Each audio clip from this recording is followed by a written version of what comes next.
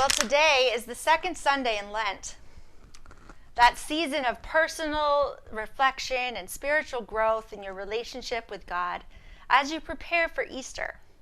This week, I'll be focusing on praying in motion.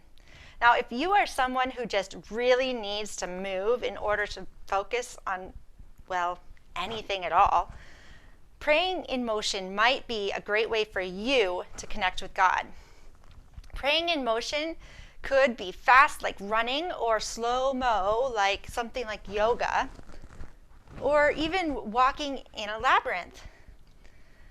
You could pray while dancing or using sign language or creating deliberate movements that go with a certain aspect of prayer. Lots of runners I know have told me that they often sense God's presence with them as they run, or they experience special moments of mental clarity. Yoga is a practice that comes from a whole other religion, but many Christians have found it useful in their own spirituality. So here are some things to try. Whether it's running or walking or yoga or dancing or doing a labyrinth, try combining your run with something like a breath prayer. That's a phrase that you think as you breathe and breathe out. So you might try breathing in and saying, "Lord, hear my prayer." And as you breathe out, you think of something that you want to pray about. So maybe that goes something like this.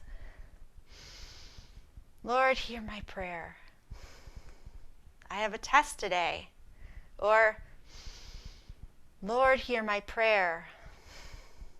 I'm mad at my friend." If you can't think of anything when you're breathing out, that's okay. Just roll with it. Just keep going through the cycle, and I'll bet some things start to come to mind, and you can get into that rhythm of prayer. Of course, there are lots of other ways to move too.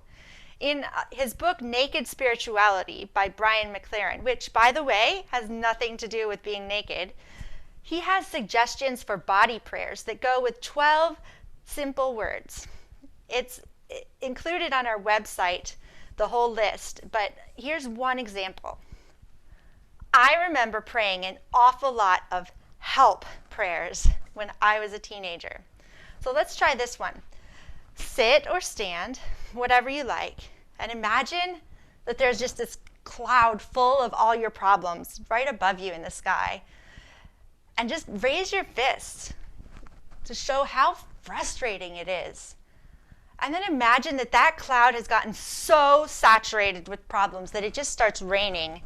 And make your hand into a cup and just start catching raindrops as they fall. And soon there's this whole puddle of water in your hands. And just carefully pour the water into a bucket or away from you, into a lake or something.